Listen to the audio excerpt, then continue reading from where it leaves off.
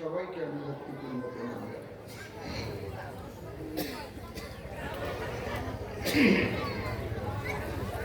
আজকে আমাদের পালা আরম্ভ হয়েছে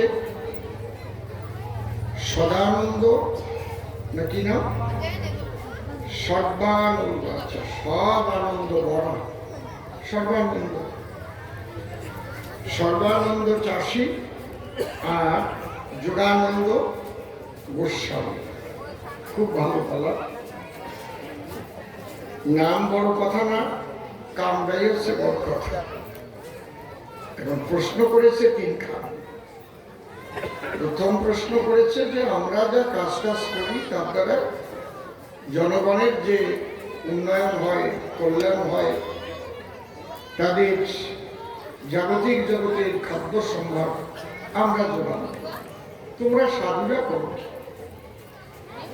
তোমরা দীক্ষা দাও, শিক্ষা দাও, পরের বাড়ি যাও, আর ওই পরের তেল গায়ে মেখে বেড়াও, পরের বাড়ি খাও, তোমরা করো নাকি? একজন কবি সম্রাট পাগল রাজেন্দ্র সরকারকে জিজ্ঞেস করেছিলেন, আপনি কি করেন? বলেন কবি গান গাই। কবি গানটা তো গান, কিন্তু করেন নাকি? আরে বেটা, বরিশালে মানুষ গাই তো কবি গান, হেইটা তো বুঝলাম না। কবি গান গাইলে বেড়া, গান গাইলে বেড়া, করবো নাকি? হেইটা করো কি দিয়ে যাওয়া? আমরা তো কাম করি, যখন মাঠে খাটি, দিন নাই রাত নাই, সংসার চালাই। তো তুমি করো নাকি? কবি গান গাই বাগাই কামটা করো কি? তো ওনার সেরকম কথা গোসাই, তুমি দীক্ষা দাও, শিক্ষা দাও, কামটা করো কি? তোমার দ্বারা কি কাম? আমাকে কামের দ্বারা যেটা হয় সেটা তো বুঝাই দিলাম। ভালো খাই না। প্রশ্ন করেছে দ্বিতীয় প্রশ্ন করেছে যে কৃষ্ণ মন্ত্র দীক্ষা করো দাম। যে কৃষ্ণ ভগবান, তার তো চরিত্রই ভালো না। কেন সে অনেকগুলো বিয়ে করেছে, পরের মেয়ে বাসি বাজে বনে গিয়ে করেছে রাস, তাতে নাকি কতজনের গেছে বাস, বলে নাই? তিন নম্বরের প্রশ্ন করেছে এতবার হরেকে, এতবার এই হরিনাম তোমরা করো কি কারণ? একবার নাম নিলে যত পাপ করে, কত কি সাধ্য নাই তত পাপ করে। আবার কোটি জন্ম করে যদি নাম সংকীর্তন, তথাপি না পাবে ব্রজেন্দ্র নন্দন। এই দ্বিমুখী কথা বৈষ্ণবের মুখে পরিশ্রম। আবার গল্প একটা আছে, ঠাকুরমার নাতির গল্প। ঘন ঘন ডাকছে, কিছু কয় না, এই জন্য কিছু কয় না বলে ডাকছে, দেখেছি ডাক শুনে। এই জন্য বলছে কপালে তোর হবে না। কি হবে না আমি আর সেটা বললাম না, ও বলেছে। এখন চাষি মানুষ, মানুষটা ভালো, বেশ লাফাই লাফাই করে, তো কাদা লাভ দেয় কি? আমরা যে পড়িয়ে না যাই। তারপরে ভাবলাম যা করে ধরার জন্য বৌমা তো রয়েছে, পড়িয়ে গেলে বৌমা ধরে অসুবিধা।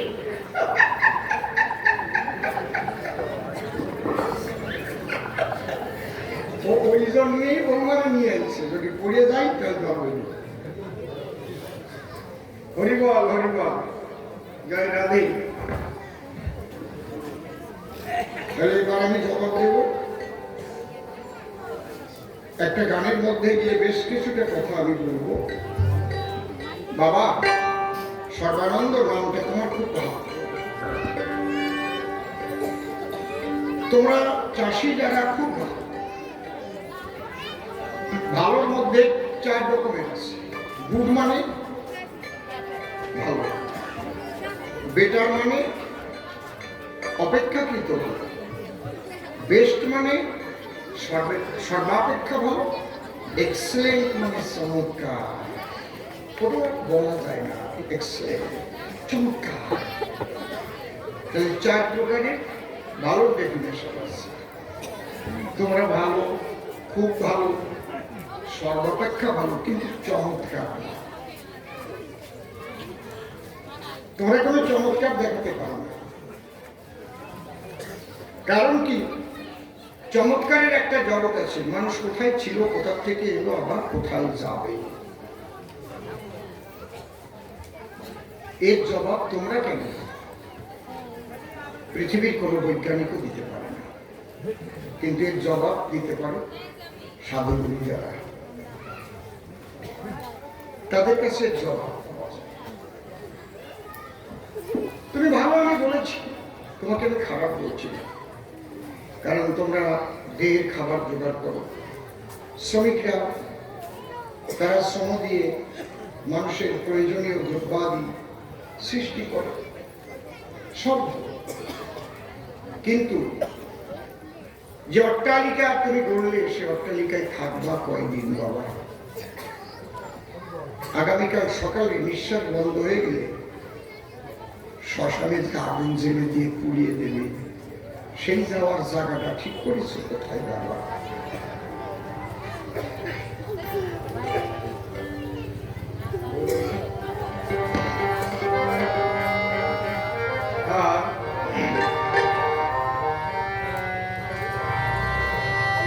ও কেমন যাই যাই বলে উঠেছে,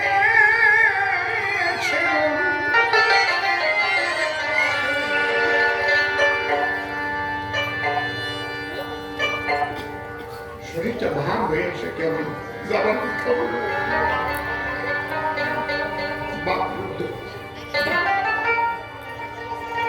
এই সাধারণ জগৎ থাকবে, আমি থাকবে কোথায়?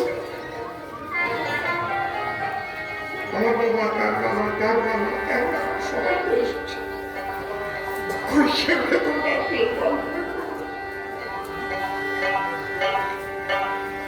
কিন্তু সারা দেয় না। কত ভালো খাদ্য খেলাম, কত পুরস্কার পেলাম, কত তিরস্কার পেলাম, কিন্তু সব হারিয়ে যাবে। শ্মশান ঘাটে যেদিন আগুন জেলে হরিবল বলে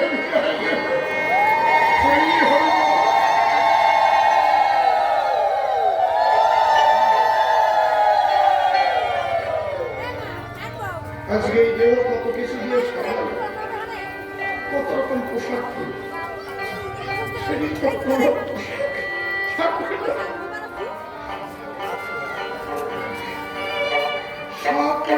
খুলে ফেলে একটা কাদার সুতো রাখবে, যে একটু আঘাত করলে এখন কষ্ট পাই, সেই দেহটা আগুন জেলে পুরো ছাই করে দেবে, কিন্তু কোনো ব্যথা নাই, কিছু নেই, কারণ দেহের মালিক নাই, মালিক বিদায় দিয়ে চলে যাবে।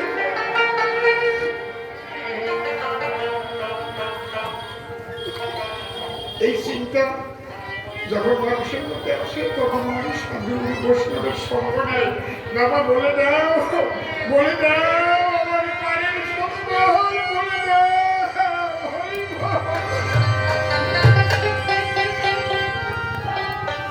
ও কেবল যাই যাই বলে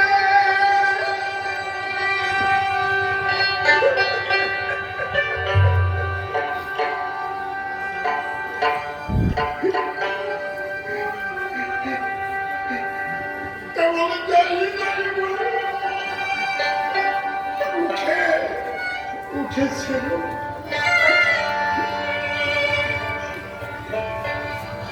আকাশ বাতাস ধর্মিয়া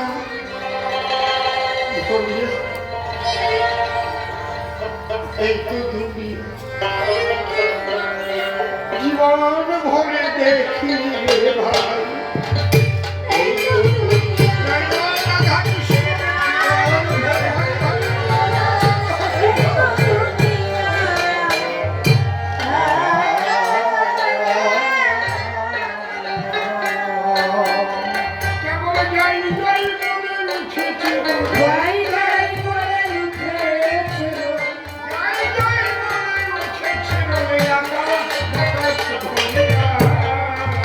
Thank you.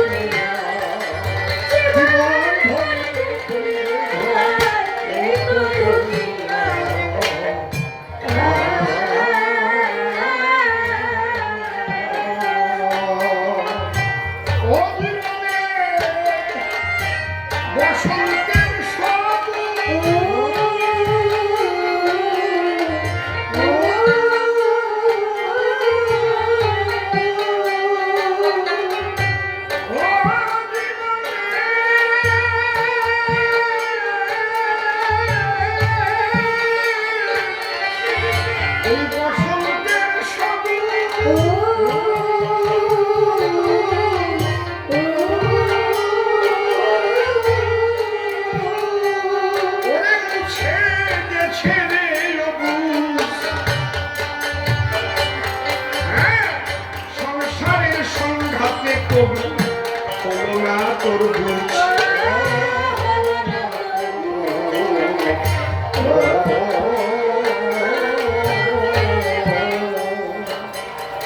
বসন্তকালে নূতন পাতা গজায় গাছ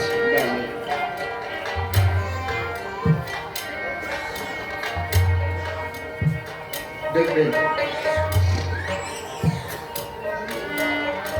আবার আস্তে আস্তে আস্তে আস্তে ওই বসন্ত আসার আগে আগে পাতাগুলো মলিন হয়ে যায়, ঝরে ঝরে পড়ে, লাভ হয়ে যায়, মুখে খুশি খুশি পড়ে। আমরা ধীরে ধীরে ধীরে ধীরে যৌবনের বসন্তে ছিলাম একটা ফুটন্ত গোলাপের মতো,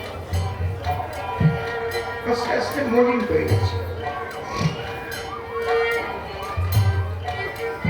সর্বানন্দ রে এই চিন্তাটা কি একবার করেছ?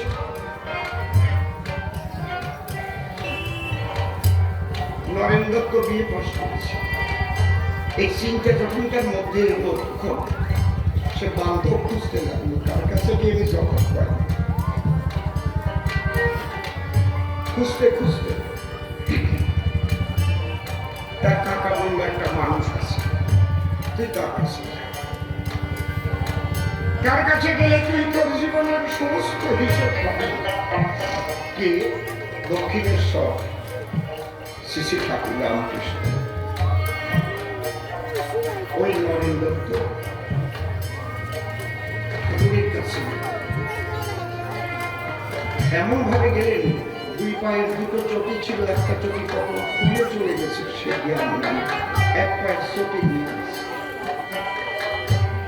ঠাকুর বলছে, এসেছিস এসেছিস, আমি তোর জন্য বসেছিলাম না বাবা, তুই যে সত্য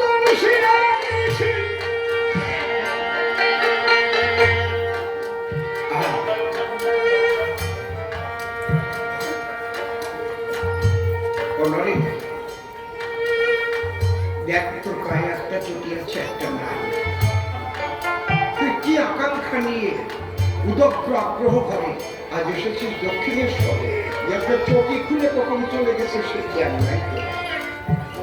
সেই জানি ঈশ্বরের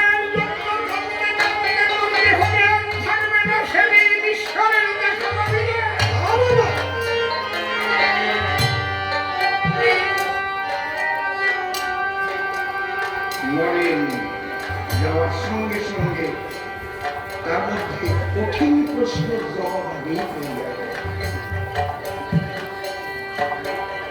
তাহলে দেহ জ্ঞানাতীত না হলে ঈশ্বর দর্শন করেন। আমি সর্বানন্দকে খারাপ করছি না, তাকে আমি প্রণাম করি। তোমরা দেহের খাদ্য জোগাড়, দেহ কি করে সুখে থাকতে পারে তার জন্য শ্রমিকরা ভাবে না, দেহটা কি করে অমৃত থাকবে তার জন্য তাঁতিরা কাপড় বানায়, আমি প্রণাম করি। কিন্তু ঈশ্বরকে পেতে গেলে এই দেহ জ্ঞান ভুলে হরে কৃষ্ণ হরি বলে দুই চোখের জলে মাতোয়ারা হতে হবে। এই মাতোয়ারা শব্দ থেকেই মতুয়া শব্দ এসেছে, মেতে দেওয়া, মাতাম। তুমি কার ভক্ত এটা বড় কথা, তুমি মেতে গেছো কি? দেহ জ্ঞান ভুলে মেতে গেছো তাকে পাওয়ার জন্য কোন তন্ত্রমন্ত্রের দ্বারা মা কালীর পূজা করে একদম বিরাট ভাবে ঘটা করে তন্ত্রমন্ত্র উচ্চারণ করলাম, চণ্ডী পাঠ করে, ওকে মায়ের দেখা পাওয়া যায় না।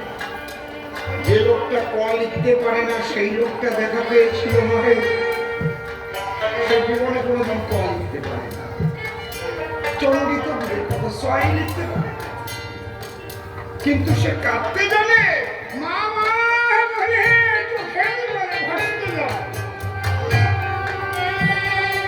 সর্বানন্দ এই যে তোমার ওই মনের প্রশ্ন সব মিলে বসে দেখবে, সাধু সঙ্গ করে শান্তি পাবে। ধুলাই ঘরে ঘরে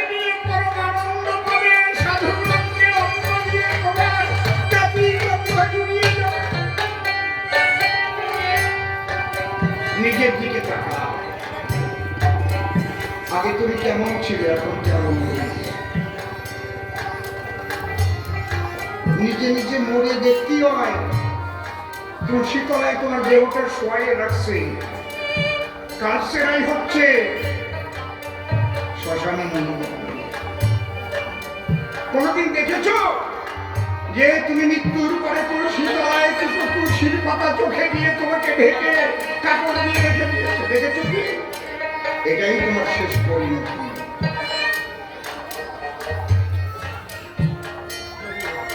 এই পাগল বিজয় দিয়ে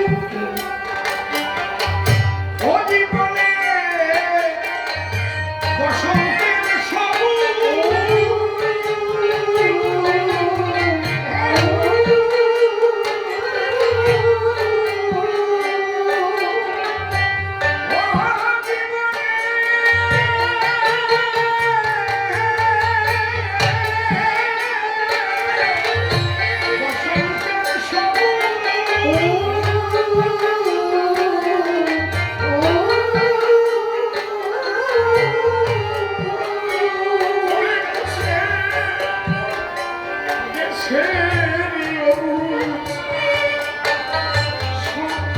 এই সংসারের সংঘাতে কবু কত না তবু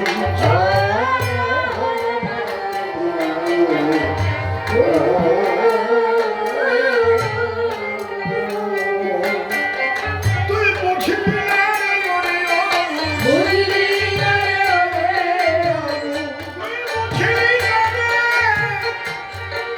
তুমি বুঝবি না যে সব দেখি আর শুনিয়া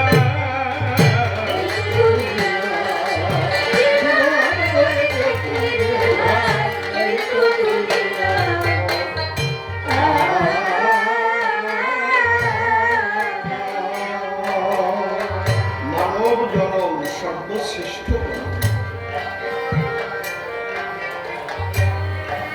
ঈশ্বরের সৃষ্টি সর্বশ্রেষ্ঠ জন্ম হচ্ছে মানব জন্ম। এটা ভাবতে গেলে আমি সেই মানুষ, কিন্তু আমি কি প্রকৃত মানুষ হয়েছি? মানুষ হতে গেলে প্রথমে নিজের মানে হুঁশ না থাকলে আমি এমন কাজ করব না যে কাজের দ্বারায় আমার কাজেই আমার মান নষ্ট হয়। এই কাজ যদি আমার হয়, এই কাজ আমার দ্বারা হয়, তাহলে আমি মানুষের কথায় প্রথম চোখেই পাওয়া। এই জায়গায় দাঁড়িয়ে শ্রী ঠাকুর ভবা পাগলা বলেছেন, মানুষই দেবতা হয়, হয় অবতার, ভবা কহে চোখ মেলে চেয়ে দেখো।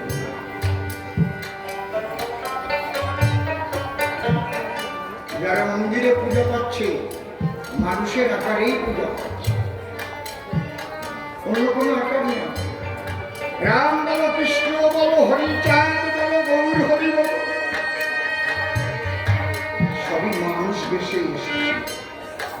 আমিও সেই মানুষ। সেই মানুষ মানুষ খুন করছে, সেই মানুষ মানুষের রক্ত খাচ্ছে, সেই মানুষের যুদ্ধ হচ্ছে। কোথায় মানুষ?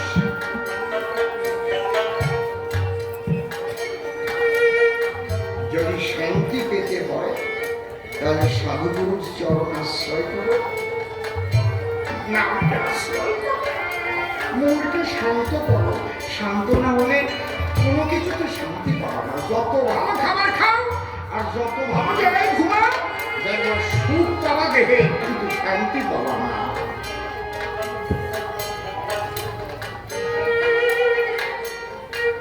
যখন নাম কীর্তন হয় মানুষ সেখানে যায় কিসের জন্য?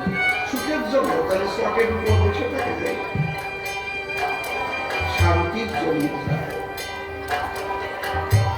সাধুগুরুরা তোমার দেহের খাবার দেয় না, সাধুগুরুরা দেয় তোমার আত্মার খাবার, মনের খাবার। হরি হরি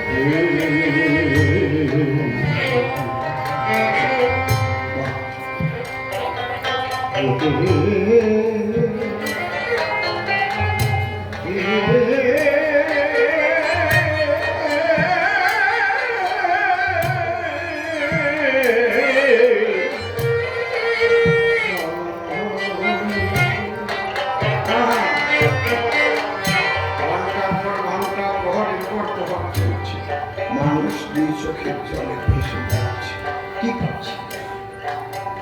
কিন্তু একটা সাউথ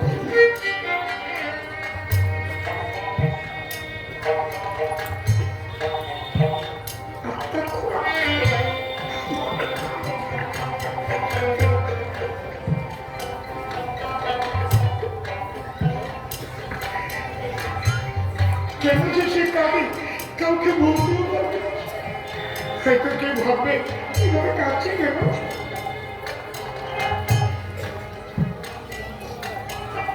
তাকে মনে পড়ে যায়, হে প্রভু, কবে তোমাকে ছেড়ে এসেছি তোমার ওই আনন্দময় জগৎ থেকে।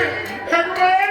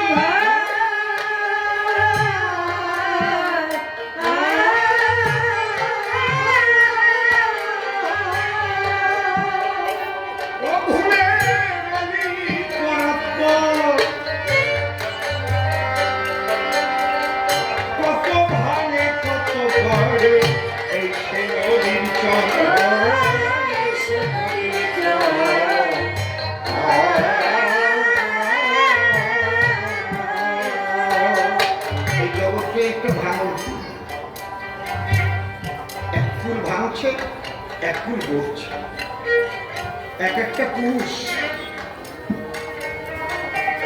যাত্রার মঞ্চের যেমন এক একটা অঙ্ক শেষ হয়ে যাচ্ছে, আর একটা অঙ্ক আসছে,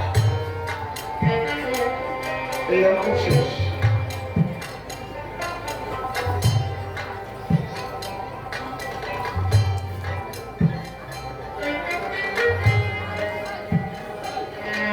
আমার ঠাকুর দাদা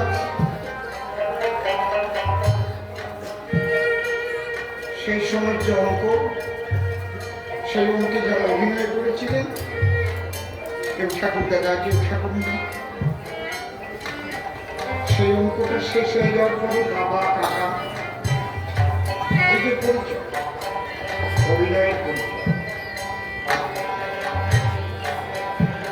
অঙ্কটা শেষ হয়ে গেছে, এবার তোমার অভিনয় চলছে।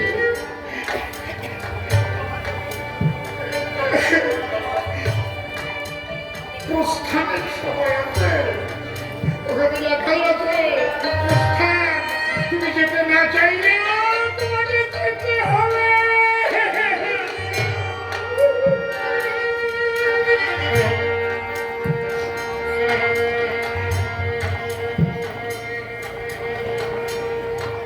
সর্বানন্দ চাষ করো, ফসল ফলো, যে বীজটা বোনা, ওই বীজটা কে তৈরি করেছিল তার কথা একবার ভেবেছ?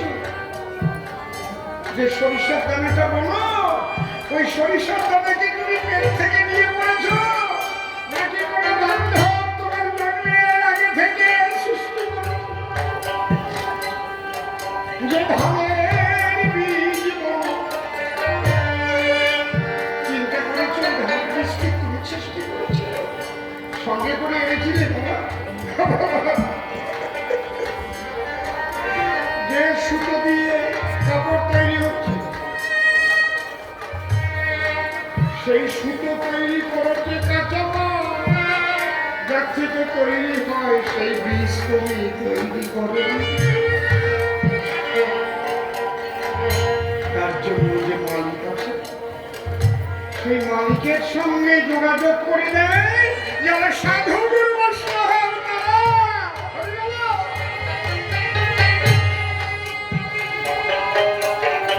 তারা যোগসূত্র করে ভাবো,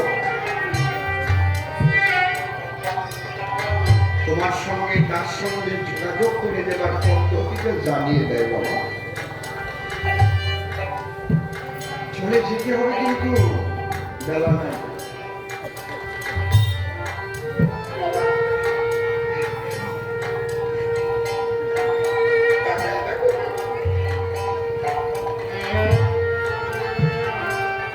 সবকিছুর মধ্যে দিয়ে সেই মালিককে খোঁজো, সেই মালিকের সন্ধান একমাত্র দিতে পারে সাধু বৈষ্ণব যারা, তাদের কাছে যাও, তাদের চরণ ধরে যাও, তাদের কাছে আত্মনিবেদন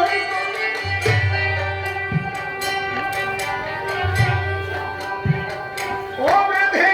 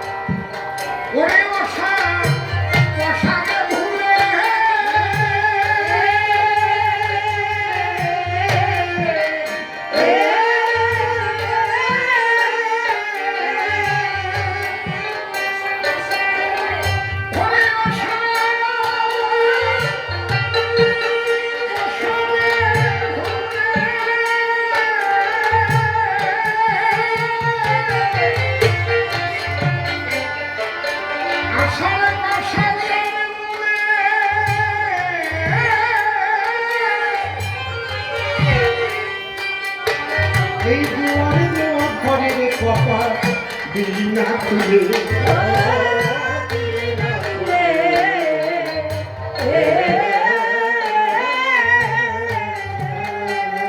দেখো সাধুর মুখের মধুর বাণী পশার পশা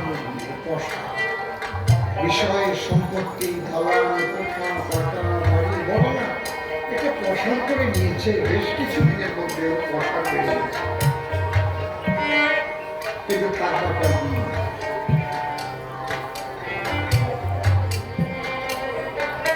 ছিলে কোথায় যাবে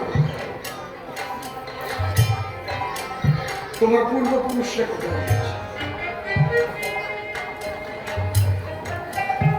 ইহাই সনাতন ধর্মের সমস্ত তত্ত্বের মূল কথা সনাতন ধর্ম সবসময় ত্যাগের কথা শিখায় তাহলে অন্য ধর্মের নিন্দা করছি না কিন্তু বেশিরভাগ ধর্ম ভোগের কথা বলে আর সনাতন ধর্মের সাধুগুরু মহাপুরুষের কাছে গেলে ত্যাগের শিক্ষা পাওয়া যায় এই সংসারে থেকেই ত্যাগী হতে বলে ত্যাগী মানে সংসার ছেড়ে চলে যেতে না তা না এখানে বসে ত্যাগ মনে মনে ত্যাগকে আশ্রয় করে তুমি সংসার করে দেখো কি আনন্দ সবাই থাকবে সবার সেবা হবে সবার মধ্যে একই গোবিন্দ বাস করে এই বোধে তুমি সবার সেবা করো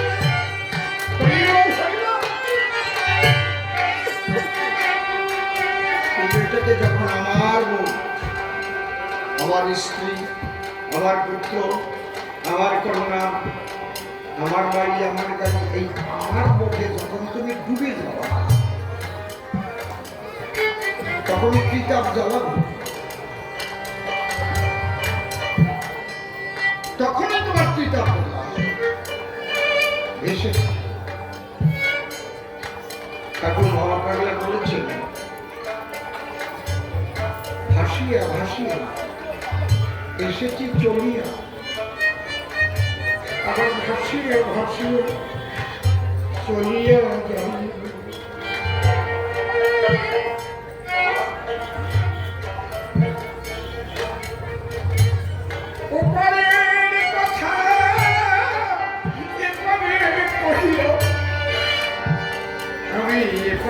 কথা ওপারে ভাসিয়া ভাসিয়া এসেছি চলিয়া ভাসিয়া ভাসিয়া চলিয়া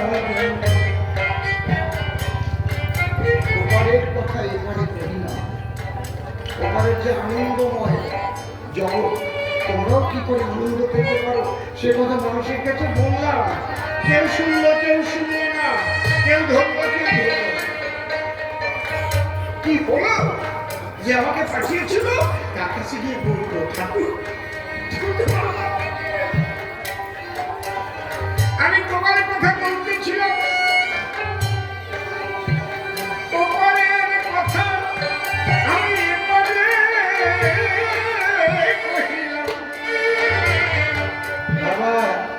এপারের কথা ওপারে তার মানে তার কাছ থেকে তার নির্দেশ নিয়ে এসেছি যাও তুমি যাও আমার কথা গিয়ে বলো আনন্দের কথা বুঝতে পারছেন কি এরা সাধনা করে সাধু না এরা হচ্ছে সে আনন্দ লোক থেকে এসেছে ভবার মতো জানা এই মানুষের কল্যাণ করতে আনন্দময় জগতে সেই আনন্দের ছোঁয়া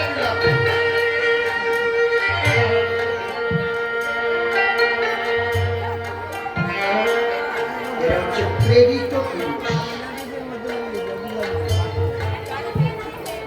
তাই জন্য এই কথা বলতে পারো ভাসিয়া ভাসিয়া এসেছি চলিয়া আমার ভাসিয়া ভাসিয়া চলিয়া গেল ওপারের কথা এপারে কহিলা এপারের কথা ওপারে কহিলা এই এপার ওপার বোঝো বাবা সর্বনাম আমি জানি তুমি বোঝো না তোমার মা তোমাকে ঠিকই নির্দেশ দিয়েছে বাবা রে, এটাই হচ্ছে সঠিক মা বাবার কর্তব্য। উচ্চ শিক্ষা লাভ করানোর সঙ্গে সঙ্গে সদ্গুরুর চরণ ধরে সন্তানকে নিবেদিত করা, সত্যিকারের একটা মানুষ হয়ে গড়া। তাই না বলে ওই সব সন্তানের দ্বারা জগতের কল্যাণ হয় না, ওদের দ্বারা জনগণের ক্ষতি হয়। একটা গ্রামের চোর আর কতটুক চুরি করে খায়, শহর নিয়ে গেল খুঁজে খুঁজে ঢুকে যা পারো তুমি। একটা ডাকাত কয় বাড়ি চুরি করতে পারে একবার, তারপরে এক বাড়িতে যা পেল নিয়ে গেল, তারপরে তারা খেয়ে দৌড়াল। কিন্তু এই শিক্ষিত ডাকাতগুলো, শিক্ষিত চোরগুলো যখন কেন মানুষ হয় না, মা বাবা তাদের সদ্গুরুর কাছে যায় না, ওরা কম্পিউটারের একটা টিপিতে লক্ষ লক্ষ কোটি কোটি জনগণের হাজার হাজার কোটি টাকা মেরে খায়।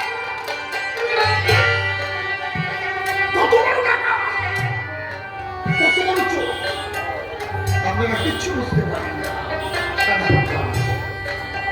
এক এক টিপিতে এই জন্য মা বাবার যত উচ্চ শিক্ষা শিক্ষিত করুন না কেন, তার মধ্যে নিয়ে সাধু সঙ্গ করানো, সদ্গুরু ধরানো। তোমার মাকে আমি একটা প্রণাম জানাই, তোমার বাবাকে আমি একটা প্রণাম জানাই। যে মাতা পিতা বলেছে যা বাবা যোগানন্দ এসেছে তার কাছে যা,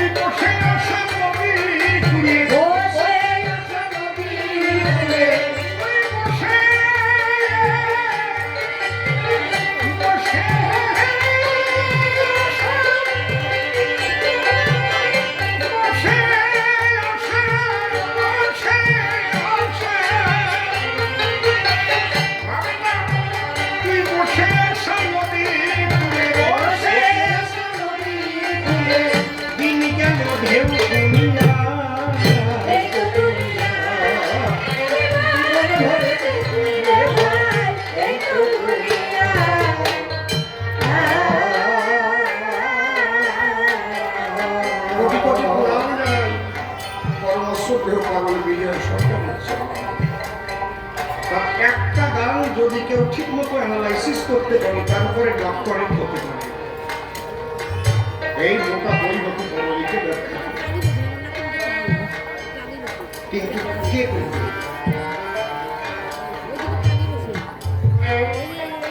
ওই যে সামনে যান, যারা বুঝবে ডক্টরেট করতে গেলে এমন নিয়ম চালু, মাস্টার ডিগ্রি না করলে তুমি ডক্টরেট করতে পারো, এলে পাস তোমাকে করতে।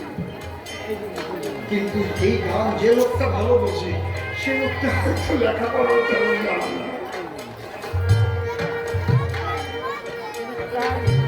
অবাক হয়ে যাবেন, আজ থেকে 45 বছর সে ভদ্রলোক ওই শোকে মারাই গেছে। বাবা বসো, বাবা বসো, আরে বই বসো, বসো। বনগার নাম তার বলদা,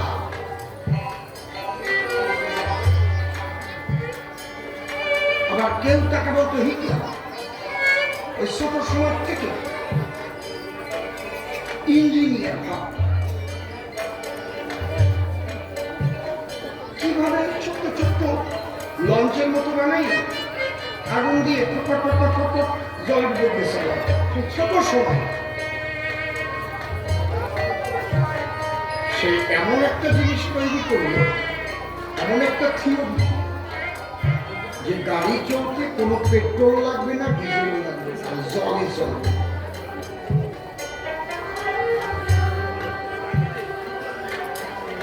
বুঝতে পারছেন কি বলছি? তখন বামফ্রন্ট সরকার প্রথমবার বামফ্রন্ট সরকার বনগাঁতে বাড়ি আমার কাছে আসে। তখন আমার 20 বছর বয়স, 20 বয়স। আমার এসে বললো, আমি তো এই জিনিস তৈরি করেছি, জল দিয়ে তেল ছাড়া গাড়ি চলবে। কি বিশাল ব্যাপার!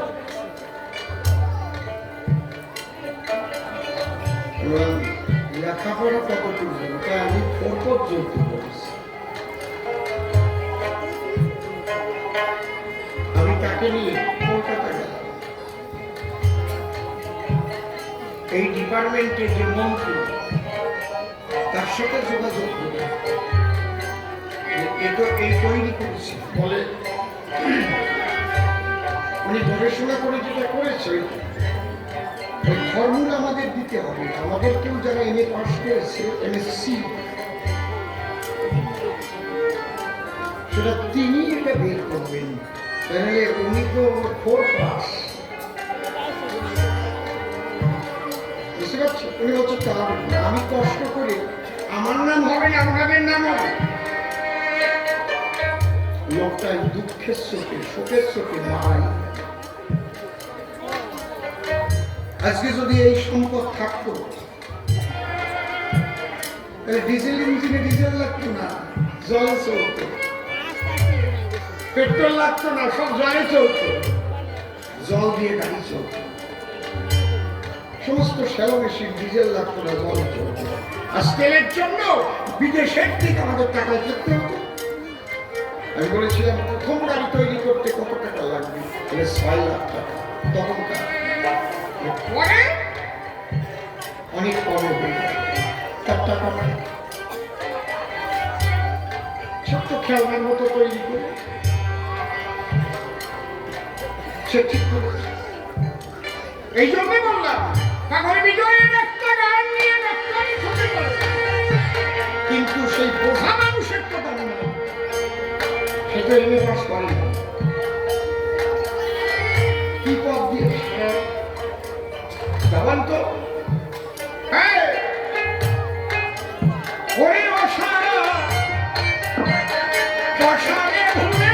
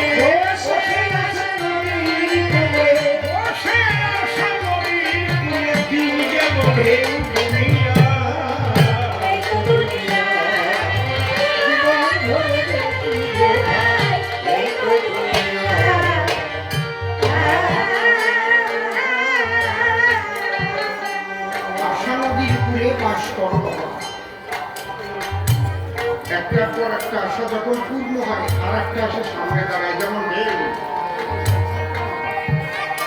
ঢেউ কোনোদিন ফুরায়।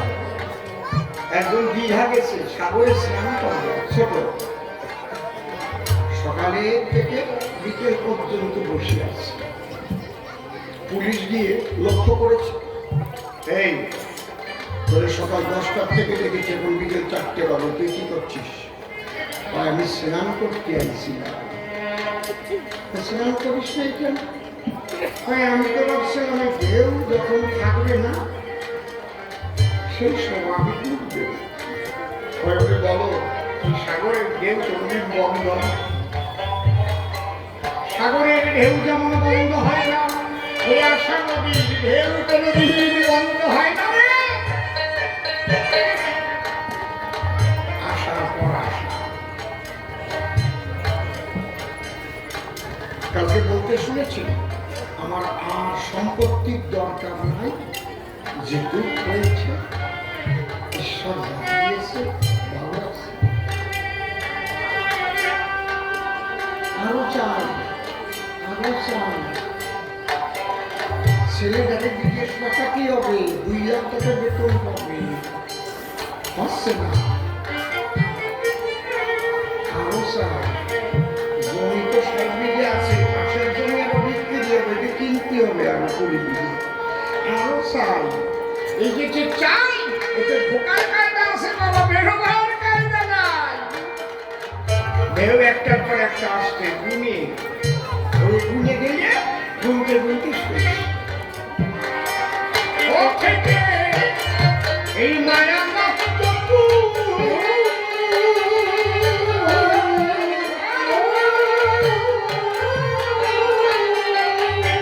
পিছন তুমি বলে দিবু, কারণ বিজয় বলে যে বাবা সকলের পশু।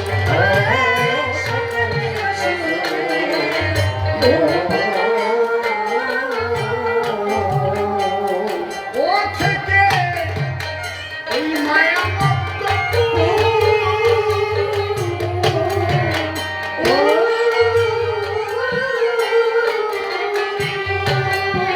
আমি পেছন বলে মনে দিবু, কারণ বিজয় বলে যে বাবা সকলের পশু।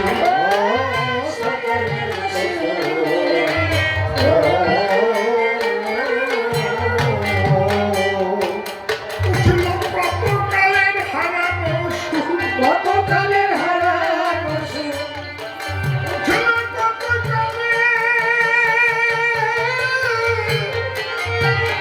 কতকালের হারানো সুরে মরমে গুরু গরিয়া।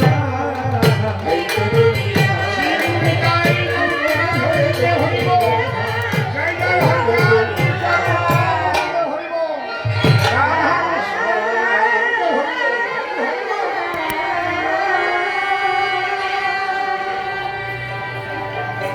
শ্রীগুরুর শিবাত পদ্ম হৃদপদ্মে করে আরাধ্য শুদ্ধ চিত্তে প্রণতি জানাই। সাধুগুরু বৈষ্ণব হেরি আর যত পুরুষ নারী আমার ভক্তিপূর্ণ প্রণাম গ্রহণ করিবেন। মানুষকে প্রণাম দিলে সে প্রণাম ঈশ্বরে মিলে সর্বশাস্ত্রে তাহার প্রমাণ পায়। কবি চণ্ডীদাস যিনি উচ্চকণ্ঠে বলেছেন তিনি সবার উপর মানুষকে তাহার পড়ায়। স্বামী বিবেকানন্দ একই কথাই দিয়েছে, আনন্দ উচ্চকণ্ঠে ঘোষণা করেছে বিশ্ব চরাচর। বহুরূপের সম্মুখে তোমার ছাড়ি কথা করিছ ঈশ্বর, জীবের প্রেম করে যেই জন সেই জন সেবিছে ঈশ্বর। মানুষের চরণ লক্ষ্য করে প্রণাম করি বারে বারে, মানুষের যদি কৃপা করে কৃপা করবেন আমার কৃষ্ণ নত। প্রণামিয়া ভক্তের পাল যাচ্ছি আমার ভূমিকায়। বিপক্ষ কবি এ সভায় সর্বানন্দ নাম করিয়া ধারণ, সকর্ণে শুনেছি আমি, আমাকে করেছে যোগানন্দ গোস্বামী। আমি সেই যোগানন্দের রাতুল চরণ আগে করি নিবন্ধ। কোথায় তুমি যোগানন্দ? তুমি যোগাও তোমার আনন্দ। তোমার তো যোগেই আনন্দ, আমি তো বিয়োগের ঘরের মানুষ একজন। কারণ বিয়োগে মরে আর যোগে বাসে, এটা সাধুর বাজারে জানাই আছে। তাই তার কাছে নিবেদন করে যাচ্ছি তার ভূমিকায়। কবিগান গাইব বলে দাঁড়াইছি সভা তলে, বসে আমার ভিক্ত বলে সে যেন তার কথা বলে দেয়। বিপক্ষ কবি এসে সর্বানন্দ চষ নাম ধরে শেষে তিনি খানি প্রশ্ন করেছে দাঁড়ান। সেই প্রশ্ন ধরে ধরে আমি জবাব দিচ্ছি, আসলে আপনারা শুনছেন যত জ্ঞান। তাহলে এই জগতে চাষি, শ্রমিক বা বৈজ্ঞানিক যারা, তাদের কর্মের দ্বারা জাগতিক কল্যাণ হয়, এ কথা অস্বীকার করি না মোটে, তারাই এই কাব্যের হাতে। কিন্তু এরপরেও একটা জগৎ আছে, সেই জগতে যাওয়ার মতো অধিকার তাদের কখনো নয়। এই মানুষ কোন দেশে ছিল, কোথাও হতে মানুষ এলো, আবার যাবে কোন জায়গায়। কেনই বা মানুষ হলাম, কেনই বা জগতে এলাম, এরপরে আবার কি হয়ে আসবো দুনিয়া, সেটা নির্ভর করে যার যার কর্মের পরে। তাই কেমন কর্ম করিলে পরে তোমার ভবিষ্যৎ জন্মটা সুন্দর হয়। ছোট্ট একটা ঘটনা মনে পড়ে, না বলে পারছি না আপনাদের ধ্যানে। আপনারা সবাই নীরবতা সহকারে কৃষ্ণ কথা, হরি কথা শুনবেন, নিবেদন নাকি পায়। আছেন যত বিজ্ঞশ্রোতা, কেউ বলবেন না কোনো আন কথা। আমি সকলের চরণ ধরে নিবেদি সবাই। এক জমিদার মনে ভাবে তার মেয়েকে বিবাহ দেবে, তার ছেলেকে বিবাহ দেবে। একটা মেয়ের বিশেষ প্রয়োজন। এখন জমিদারের ছেলে যে সে মেয়ে হয়ে, তা তো হয় না কখনো। বিভিন্ন জায়গায় খোঁজ খবর নেয়, ভালো মেয়ে কোথায় পাওয়া যায়। কিন্তু জমিদার মানুষটা কেমন? সে ঈশ্বর মানে না, আত্মা মানে না, ভগবান মানে না, পরজন্ম মানে না। সে হচ্ছে যাবৎ জীবন তাবৎ সুখে ঋণম তিক্ত ধৃতম পিবে। অর্থাৎ যতক্ষণ বেঁচে আছো সুখ করে যাও, দরকার হলে ঋণ করে ঘি কিনে খাও। জমিদারের এই চিন্তা চেতনা, ঋণ হলেও কোন কর্মের জন্য তোমার ওই বড় জন্ম কর্ম ওগুলো না, মিথ্যে। যত পারো সুখ করো, ধর্ম কথা খাও। কথা বলবেন না দাদা, আস্তে আস্তে বসে পড়েন। কি সুন্দর আসরখানা। কেউ কথা বলে আসর দূষণ করবেন না। একদিন জমিদার ভবকে চলে যাচ্ছিল নদীর একটা কিনার ধরে। হঠাৎ একটা সুন্দরী মেয়ে গা ঘড়ি কক্ষে করে, মানে কলসি কক্ষে করে জল নিতে। আপনাদের আছে জানা, আগে তো আর টিউবওয়েল ছিল না। নদীর জল, পুকুরের জল, ওইগুলোই আমরা করতাম কাম। ঠিক তো নাকি? কত নৌকায় করে যেতাম, ওই যাওয়ার সময় জল খেতাম। যখন এই জল আনতে নদীর কুড়ে যায়, সেই নদীর কিনার ধরে জমিদার ভবকে চড়ে যাওয়ার সময় মেয়েটাকে দেখতে পায়। জমিদার যখন দেখতে পেল, ঘোড়ার ঝিল ধরে টান দিয়ে দাঁড়ায় করে দাঁড়ায় পড়েছে। ঘোড়ার ঝিল ধরে টান দিয়ে জমিদার ঘোড়া থেকে নেমে কিছুটা থেমে ওই যুবতীকে জিজ্ঞেস করছে, মা তোমার নাম কি? বলেছে। বাড়ি কোথায়? বলেছে। সমস্ত ঠিকানা মাত্র নিয়ে আবার ঘোড়ায় চড়িয়া নিজের বাড়িতে আসে নায়েবকে ডাক দিয়ে দেওয়া। নায়েব মহাশয় বলুন। বলি আপনার কাছাকাছি আমার পুত্রবধূর সন্ধান পেয়ে গেছি। কোথায়? আজকে দেখে এসেছি নদীর কিনারায়। আপনি কথা বলেন, এই ঠিকানায় গিয়ে বিয়ের প্রস্তাব দেবেন। কিন্তু জমিদার জানে না যে ওই যে হচ্ছে ভক্ত বাড়ির মেয়ে, একদম জমিদারের বিরোধী। কোন বিরোধী? জমিদারের আচরণের বিরোধী। ওই বাড়ি ওরা সকালে ওঠে, সবাই মিলে করপুটে হরিনাম করে, সংকীর্তন, ঠাকুর সেবা দেয়, সেই সেবার প্রসাদ তারা পায়। মাসে একবার বৈষ্ণব সেবা হয়, হয় হরিনাম সংকীর্তন। সেই বাড়ির মেয়ে ওই রকম নাস্তিকের ছেলের সাথে দেবে বিয়ে। ভাববার বিষয়। নায়েব মশাই যখন ওই বাড়িতে গেল, তখন জমিদারের খবর নিয়ে পৌঁছাল। এখন মেন বাবা তো অমত করার নাই আর উপায়। জমিদারের ছেলের তরে যদি তারা মেয়ে পছন্দ করে বিপক্ষে গেলে আসে হয়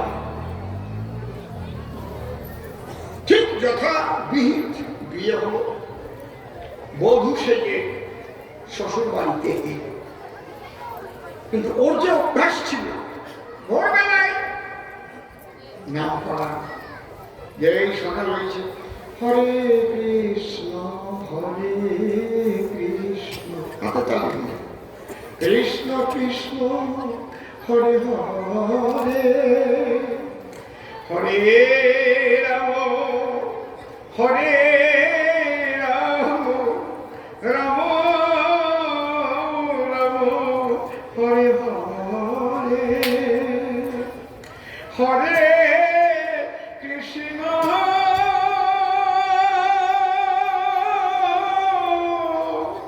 হরে কৃষ্ণ কৃষ্ণ কৃষ্ণ হরে হরে হরে রাম হরে রাম রাম হরে হরে। জমিদার কেবল উঠিছে ভরে পড়ে। জমিদার বলে ডাকছে, এই মরা পোড়া নামে বাড়িতে নেয়, কোন ঘর থেকে আসে না? কান থেকে শুনতে পারে বিয়ে দেশে ছেলেকে, ওই ছেলের খাটের পরে যে ওই নামের ধ্বনি করে বোন, জিনিস সব বোনাস কারে আছি এবার। জমিদার দিয়া বলে ডাক দিয়া, বৌমা গা তোলো। কি হলো? ছেলের ঘুম ভেঙে গেল। ছেলে গিয়ে দরজা খুললো, বাবা হাতে হাতে করে এই তোর ঘর থেকে মরা পড়া নাম শুনলাম গে। বাবা আমার বউ না করেছে, জানিস না এ বাড়িতে কোনো হরিনাম হয় না, কোনো সাধুগুরু বৈষ্ণবের সেবা হয় না। আমি এসব আত্মা ঈশ্বর বিশ্বাস করি না, জানিস না? এত বড় স্পর্ধা। জমিদার কঠিন ভাবে দিয়েছে বাধা। শোনো বৌমা, বৌমা তো কাঁপতেছে, না পেশাব করতে বাকি আর কি। এমনি ভোরবেলা তো চাপ থাকে, গল পেটে চাপ থাকে না, দেশে কি করে তার আমি যদি বেশি হয় না কি করতে কি করে দেখি বাবা, মিথ্যে কথা নেই, মাইটি চোখ শুয়ে পড়ছে। সন্তান বধুমাতা তোমায় করিবা না, এ বাড়িতে হরিনাম কখনো হবে না, কোন সাধুগুরু বৈষ্ণবের সেবা তুমি দিয়ে